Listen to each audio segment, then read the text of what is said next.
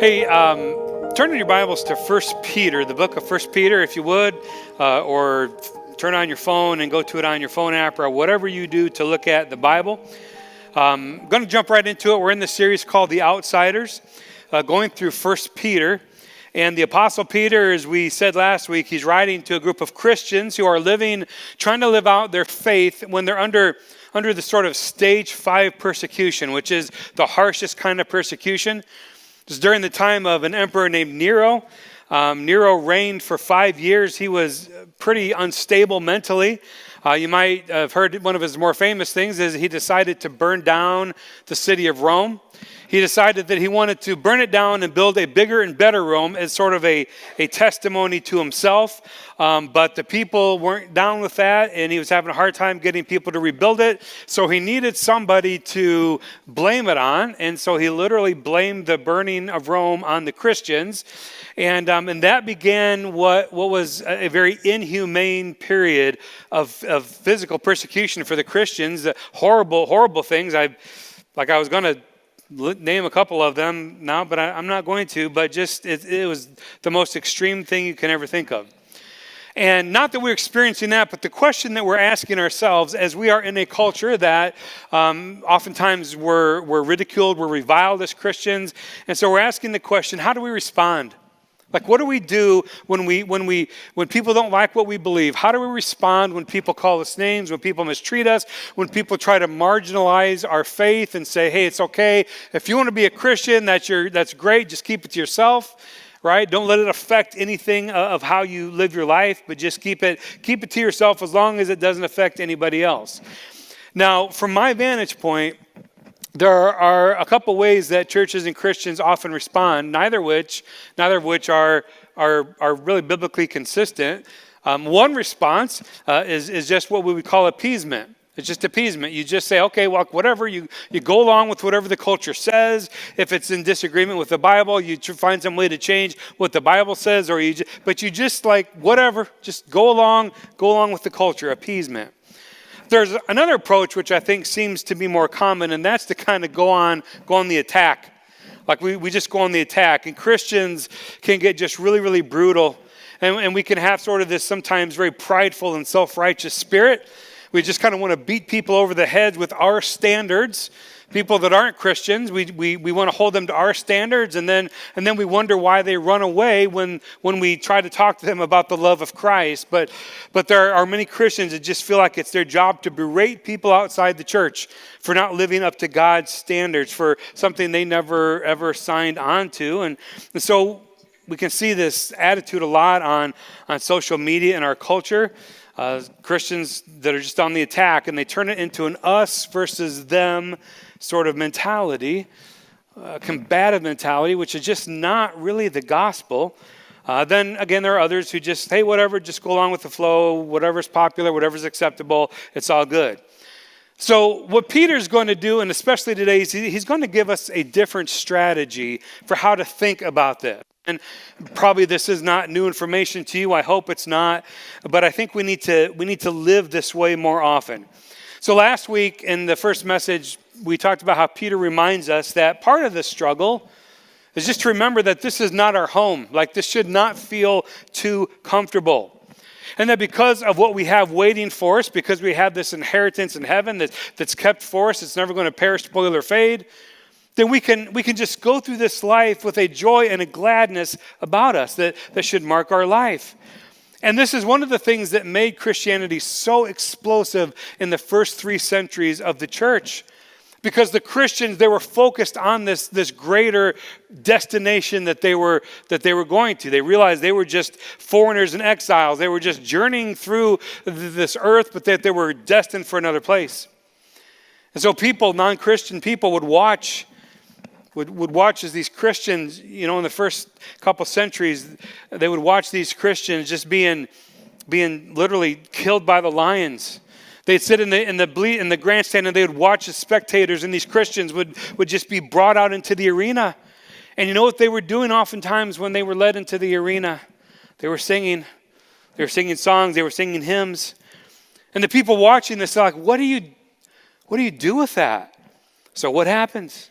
People watch that. And suddenly the teaching about Jesus and eternal life gains some very, very real credibility. People want to know more. People want to know more. People want to respond because that faith is so real that it would allow them to go through such horrible things with grace and joy. How is that even possible? And so Christianity, the first 3 centuries, just exploded during this time. And so in verse 13 of 1 Peter, Peter's going to give us another implication of how we are to live as cultural outsiders. He's going to say this is because of who you are. You're foreigners, you're exiles. You should look differently. You should live distinctively. And he uses this word holy.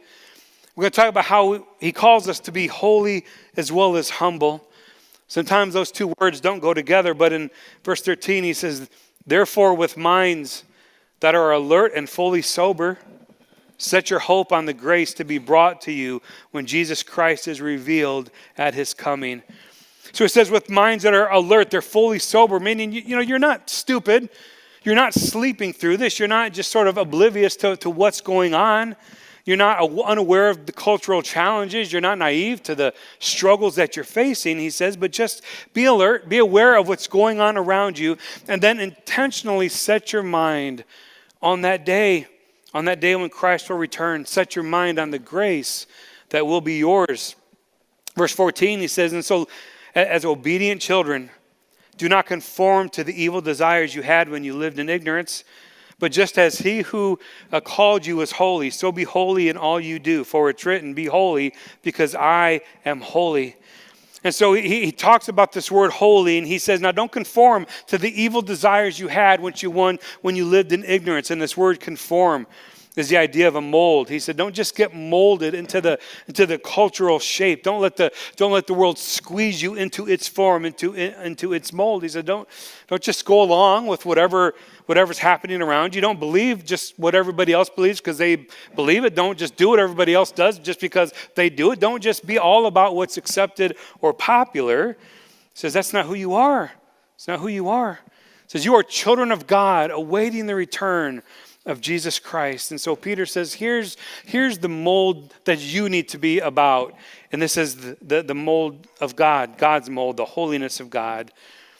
And God's mold, the holiness doesn't change, it doesn't shift, it doesn't move, it doesn't get modified, it's not going to get revised or outdated or amended. It's the holiness of God. Now before you kind of freak out, let's understand what this word holy means. It just simply means to be set apart, to be different, to be sort of a distinct people. Holiness does not have anything to do with necessarily being perfect or self-righteous or having this holier-than-thou attitude. It just means that you have made a decision to live your life set apart for a different purpose, for a different person, and with a new plan. You just want to be a distinct person, and then there should be a distinctiveness about it. But it's hard for us. We don't like to be on the outside. You can probably think back to, I don't know, maybe in school, in middle school, whatever time in your life, every one of us has felt like an outsider for a variety of reasons, and we don't like it. We want to be on the inside. We want to be in the in crowd. We don't want to be the odd one out. There's a guy, maybe a term you've heard used in the business world a lot called groupthink. Groupthink. We don't, a guy named Irving Janis back in the 70s did a lot of research on this topic. And at that time, Janis described groupthink as this. It's a deterioration of mental efficiency, reality testing, and moral judgment that results from in-group pressures. In other words, our desire to be part of the group, to have the group cohesive, means that we just quit thinking on our own. We just kind of mindlessly go with whatever the group thinks. Peter said, don't do that. It's hard to stand on your own, hard to stand on your faith when so many are saying things that are polar opposite of what we believe, but we need to stand strong, and it's difficult to do. And some of you know this, right? You know that because maybe some of you, you came to faith. Maybe you came to faith out of a very different lifestyle, maybe a very different background. Maybe you came out of sort of a rough lifestyle, but you made changes in your life. And if that's the case, you know that when you tried to do that, your friends probably did not like it. Like they wanted the old you back. They wanted the old fun you back, right? Why are you different now? 1 Peter 4:4, he talks about this. He says, your old friends, says they're surprised that you don't want to join again with them in their reckless, wild living, and they heap abuse on you. Have any of you ever had abuse heaped on you by old friends that just didn't like the way you were living, didn't like the decisions you were making, didn't like the fact that you wouldn't go out and do whatever it is that you used to do with them anymore? And then maybe they make fun of you, right? Oh, well, who do you think you are? You think you're better than everybody else. You ever heard that? Or maybe you let a cuss word slip, maybe. Oh, there you are. You said this word, and you're supposed to be a Christian. And all this kind of stuff they say to us because they just don't like it when we break out of the mold. I became a Christian, many of you know, at a state university, Indiana University, and had spent the first couple months there my freshman year just like doing what freshmen in college do, just stupid stuff. And there was a guy especially lived across the hall from me that I would most often do stupid stuff with, and his name was Jeff McDonald. And I'll never forget the day he burst into my room. He said, "Tell me that it's not true. Tell me that it's not true." I'm like, "What are you talking about?" He said it just like this with a sneer that I'll never forget. He said, "Don't tell me that you've become one of those Christians." And that's pretty much the last thing he ever said to me. It didn't break me up a whole lot. But there were a lot of people, man, they said a lot of stuff trying to drag me back down into my old life, into my old habits, when I'm trying to live like I had no illusion that I was better than anybody else. But I just wanted to live for a different purpose with a different plan. People don't like when you do that. People don't like when you do that. Maybe you've seen this illustrated at the beach, maybe. I don't know if you've ever gone there, and maybe you get a little bucket. You decide you want to get some crabs, and so you get a little bucket, you put a bunch of sand crabs in this bucket. And then if you watch this, you'll realize that you don't have to put a lid on this bucket. Like they won't climb out of it, because the other crabs will do all the work for you. Like this is a real thing. Look it up. Whenever a crab tries to get out of that bucket, they're like, "I'm done with you people. I'm done with you crabby crabs. I want out of here. I want to live a new life." And they'll try to climb out. The other crabs will pull them right back down in. They'll be like, You're not leaving. You're not leaving." I can promise you, as soon as you start to feel the Spirit of God leading you off the normal cultural pressure road into a God-honoring road, there's going to be a lot of crabby people reaching for you, saying, "Don't leave us. Don't leave us. Who do you think you are? Get back down here. Come back to normal. Where do you think you're going? Who do you think you are?" And there's going to be this gravitational pull back to the cultural norm. You're going to have to fight it. You're going to have to fight that drive to conform to the norm of the culture. Now in chapter 2, he gets a little more specific with what it means to live a holy life, not to conform to the culture. And so he says in chapter 2, verse 1, he says, "Therefore, because you've been called to live a holy life, get rid of or rid yourself." And he goes through this list of malice. The word malice is just kind of a generic term that means just different kinds of evil and sin, all these desires that you have in life. He says, get rid of it. Get rid of all deceit and hypocrisy and envy and slander of every kind.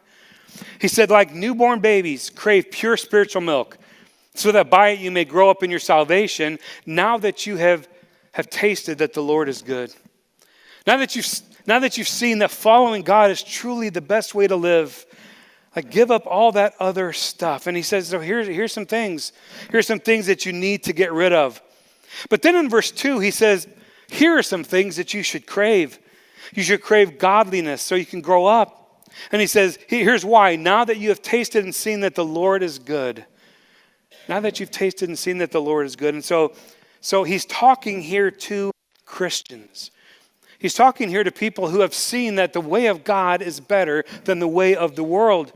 He's talking to Christians who have tasted and seen that the Lord is good. I'm going to talk a little bit more about that kind of concept next week, and I really want you to come back for that message because it's such an important thing. But here's what Peter says in 1 Peter 2. He says we find that holiness is not just what we get rid of, but holiness is also, and maybe even more so, what we chase after. I think a lot of times we think of, well, I'm a Christian, I want to live a holy life, that I've got to give up all of this stuff. And yeah, there's a lot of stuff that we probably need to give up. But there's also a lot of things we need to chase after. And this is what I know. I know that it's a lot easier to get rid of the old bad things if we're replacing them by chasing after some new and better things. And I think this is really, really important that we focus more on the things that we want to pursue, and it'll make it a lot easier to give up the things that we want to leave behind. But here's what we've got to understand. And church, listen to me, because Christians don't get this, and I think we all struggle with this concept, especially in our culture. Peter is calling the church to holiness. Peter's calling the church to repentance. He talks about this passionate pursuit.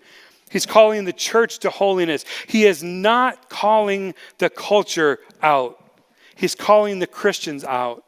He's not taking to task the culture because they're not living in a way that they never signed up to live. And this is really significant because all throughout the New Testament, when Peter and Paul, they're writing to Christians. They're writing to Christians. They're addressing the churches, and they're in the minority. They're in this pagan culture. And they don't call out the culture. They'll describe it. They'll say, well, it's a dark world. But they're not writing to call out the culture. They're writing to the Christians to say, this is how you need to be living. And if you're not living this way, then you need to change the way you're living. So they're calling out the Christians to holiness. They're not taking to task and moaning about how horrible the culture is and how ungodly the culture is, and they're talking to the Christians. And so we see this later in 1 Peter as well, the way they used to live before they came to Christ. And the focus is on the church. But he's calling the church to holiness. And Peter says, listen, you need to make sure that you are pursuing the right things, that you're fleeing the things that were in your formal life. You need to focus on being a distinct people, holy and humble, joyful in the face of persecution and mistreatment, and because that's the best way to get people to want to hear what you have to say. And so Peter's going to talk to them as God's chosen people. Chapter 2, verse 9, he says, but you are a chosen people. You are a royal priesthood, a holy nation. We find in the Old Testament that he often referred to the nation of Israel in these terms. Well, now he's applying this to the church. You are God's special possession, he says, that you may declare the praises of him who called you out of the darkness into this wonderful light. The Message version paraphrases it, but you are the ones chosen by God, chosen for this high calling of priestly work, chosen to be a holy people, God's instruments to do his work and to speak out for him, to tell others of the night and day difference that he made in your life. To tell others of the night and day difference that he's made in your life. It's a whole lot different than saying to somebody with anger in your voice, well, you're wrong and I'm right. You are wrong. You need to live this way.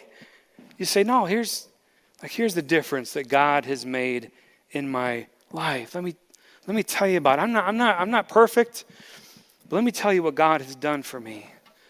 That's how we engage our culture. We're humble. We're vulnerable. We just tell our story. We tell what God has done for us.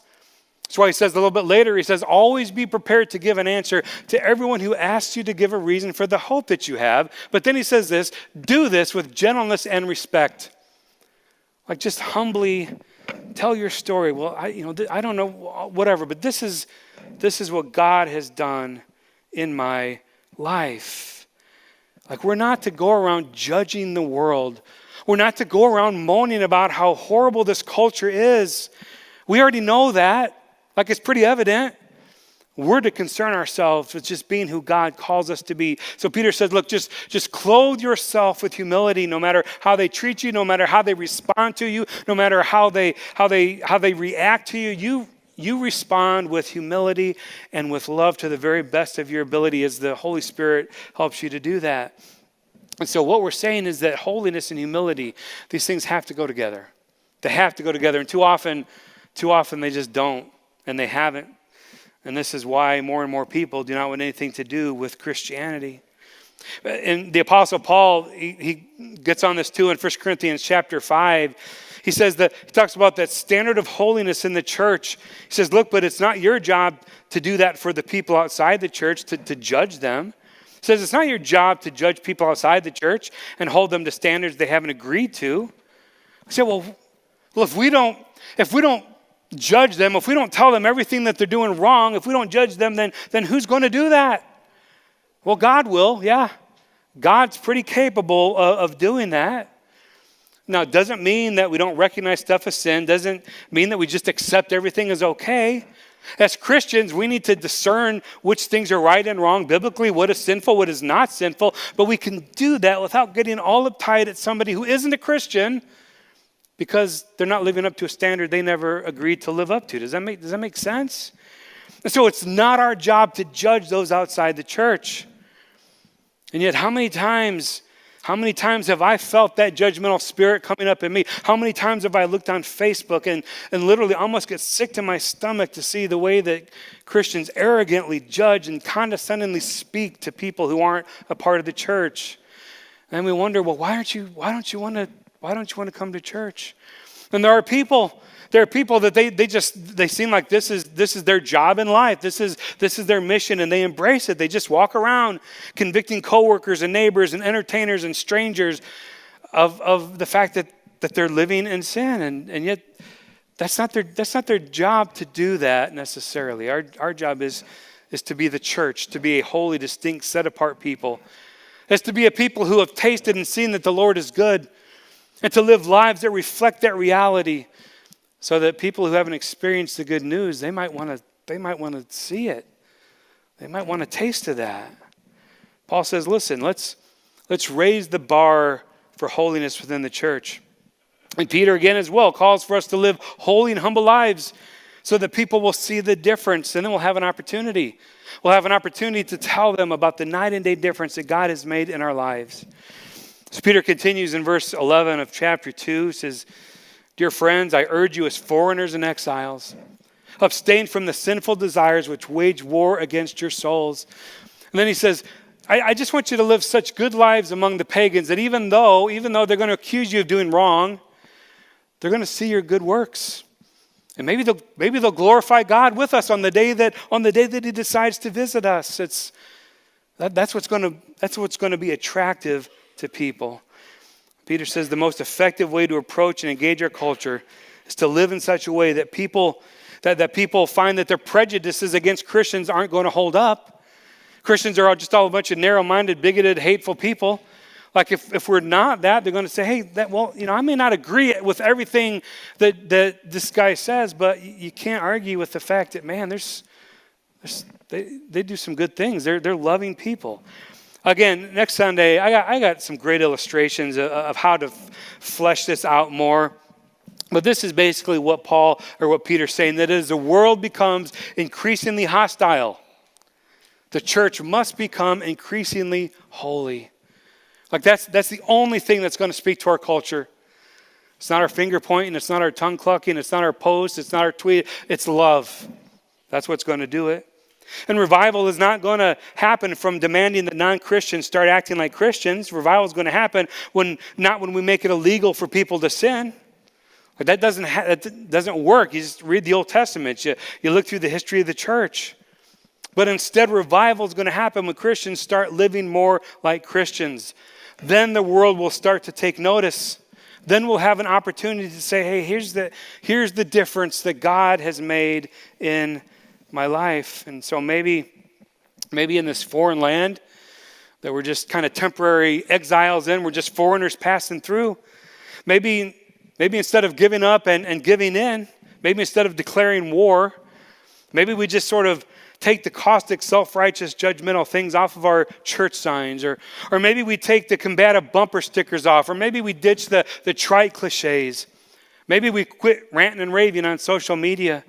Maybe, just maybe, in this mission-field culture in which we live, I don't know, maybe we just seek to make friends with lost people, to love them for who they are, where they're at, to listen to their stories, to weep with them if that's what we need to do, to help them as best we can. Maybe we show them how much God loves them by loving them ourselves. And maybe we just start to pray every single day if you don't already. Maybe we just start to pray every single day that God would just give us an opportunity to show God's love to somebody who has never seen it before. Maybe He just brings somebody into our path that we can explain to them how good God is, and we can demonstrate that with our life and with our love. Last week we talked about Peter's instructions are all rooted in the hope that we have. Like, we've got to keep this as our focus. We've got to look at all of this, our culture, what we're going through, whatever persecution might come our way. We've got to view this through the lens of the hope that we have. And we can't ever let that fade. If we let that fade, if we don't keep that first and foremost in our vision, in our minds, we're not going to make it. Friends, we're not going to make it. Viktor Frankl, maybe some of you have heard of him. It's kind of a famous story, but Viktor Frankl was a Jewish Austrian psychiatrist. He was a psychoanalyst during the Second World War, but he was imprisoned in Auschwitz, and he was facing the kind of persecution that I can't even imagine. None of us here probably can. I don't know, but it was the kind of persecution that the Christians were experiencing under Nero. And in this famous book he wrote a book called Man's Search for Meaning. And in this book, Viktor Frankl says, they stripped me naked. They took everything, my wedding ring, my watch. I stood there naked. And all of a sudden I realized at that moment that although they could take everything away from me, my wife, my family, my possessions, they could not take away my freedom to choose how I was going to respond.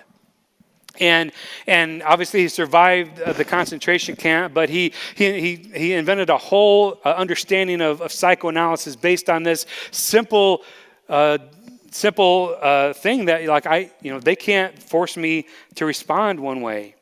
So what kind of led him to this conclusion was, while he was there in this concentration camp, he kind of put on his psychoanalysis scientist hat, and he studied people. And he took notes on how different people were responding. Now listen, he said some of the nicest people, when they first came into the concentration camp, in very little amounts of time, became some of the most brutal people. They became angry. They became bitter. Nobody else wanted to be around them. He said there were others who came and they were optimistic.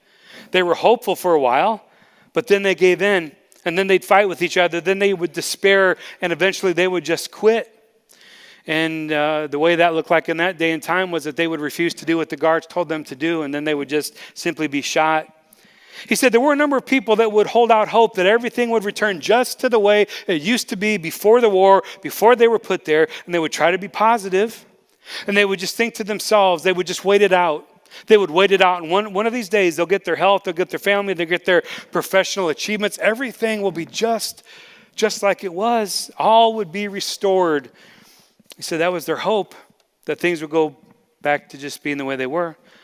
But he said when it eventually became increasingly clear that was not going to happen, at least very quickly anyway, he said that hopelessness would set in and many would just commit suicide. So he said the people that overcame these horrendous circumstances were the people who were able to maintain a fixed reference point, as he called it, a fixed reference point beyond the camp, beyond the world that they were experiencing, that there was something on the outside that the death and the destruction and the horrors of what they were experiencing could not touch. He said those are the people, by and large, who made it out because they were fixed on a reference point beyond what they were experiencing. And this is what Peter's saying. He's saying we have this hope in heaven that cannot be touched. And so that means we don't put our hope in things returning to the way they used to be in some ill-imagined glory days of whatever. Like, we don't as Christians put our hope in being popular or being well-liked. We don't put our hope in our freedoms and our rights on this side of heaven, but we put our hope in the hope that we have. A living hope. Doesn't spoil, doesn't diminish, it doesn't fade. It's kept secure for us. It can't be voted out by popular opinion. Can't be overturned by a split decision. Can't be robbed by some new ruling. Our hope is alive, and his name is Jesus Christ. He doesn't disappoint, and he's holding that for us.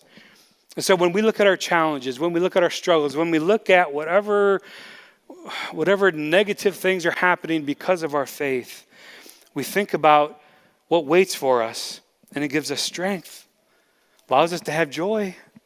Like, this world, I may not I may not have the American dream in this world, but that's okay because God's dream is better than the American dream. I may be going through some really lousy physical circumstances, some illnesses, whatever it is, and it's real, and I get that, but that's just for a little bit of time. There's going to be a day. It's going to be a day when we're not going to have any of that. I told you, didn't I, one time, the dumbest thing I ever said as a pastor? There's been many. I mean, I had to really narrow it down. Many years ago, I was young and stupid. Now I'm old and stupid. Then I was young and stupid. And so I was in the hospital, and I was seeing one of my favorite people that I've ever known, a lady named Lillian Carlson. And she was about 95 years old, but she always had a smile on her face. She was just the best person ever. But she had this, like some of the most ravenous arthritis I'd ever seen. Like her fingers were just so like mangled up, and she was in the hospital, and I was pretty sure it wasn't going to be long. And they brought her some pills, and they put them in this little dish thing, and she was trying in vain to grab these little tiny pills with her fingers. And rather than helping her, you know what I said? I said, Lillian, I said, won't it be great someday in heaven that you won't have this arthritis? You'll be able just to pick up those pills without any problem. That your fingers, and so some of you need to explain to the other person. But she said to me, with just a smile that she always had, she said, well, Chris, I'd like to think that when I'm in heaven, I won't need any pills. And I said, I was just testing you, Lillian, just making sure that you're ready. 1952, Florence Chadwick. She wanted to be the first woman to swim from the coast of California to the Catalina Islands by herself, like swimming by herself, just unassisted. And so she decided she was going to do that one day. Now, she did have some boats that were going along with her, but she was going to swim this whole amount to herself, a swim of well over 3-4 hours. And it was a horrible day. It was cold. It was cloudy, foggy. She couldn't see hardly the boats beside her, but she couldn't see anything in front of her. And she swam and she swam and she swam. And finally, she just couldn't do it any longer. She called for the rescue boats to come up alongside her, and they took her and they pulled her out of the boat. And then they gave her some of the worst news of her life. They informed her that, in fact, she was only about a quarter mile away. She's had to swim about probably another 20 minutes, I don't know. But she couldn't see it. She couldn't see it. She said these words. She said, if I could have seen through the fog to where I was swimming to, if I could have seen it, she said, I wouldn't have given up. And I think what Peter does is he helps the fog to lift, because things get really confusing in our world. Like a lot of stuff happens, we don't know how to handle it, but I think he lifts the fog and he says, now listen, regardless of what you're going through, here's where you're going. Keep swimming. No, it's foggy, no, it's cold, no, it's not easy, but just keep going because there it is. And you're going to be there before you know it. And so as we go through this world, I don't know what your exact situation is. All of us have things that we're swimming against the tide, the culture, illness, job situations, whatever it might be. Friends, let's be holy, let's be humble, and let's keep swimming with our eye on the goal. Because if we do that, we're going to have more and more people want to go with us.